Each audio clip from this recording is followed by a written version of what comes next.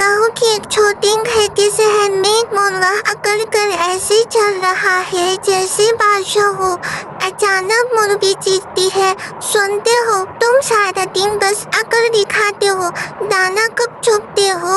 مرغا سینہ تان کر جواب دیتا ہے، میں تو گھر کا راجا ہوں، راجا کا کام کھانا نہیں بس اسٹائل بنانا ہے۔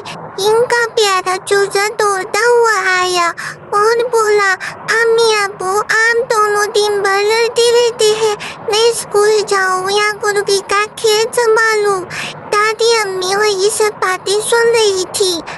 ارے تو مرغوں کا گھر بھی انسانوں جیسا ہے، میاں بیوی کی لڑائی اور بیچارہ بچہ پریشان۔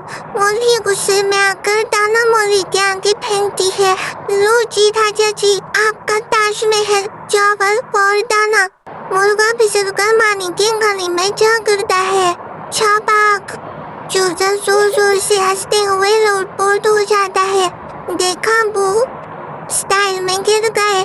دادی تالیاں بجاتی اور کہتی ہے، جو زیادہ اکڑ کرے اس کا حال یہی ہوتا ہے، سیدھا گلے میں سب ہنستے رہتے، یہاں تک کہ بھیگا ہوا مرغا بھی ہنسی روک نہیں پاتا۔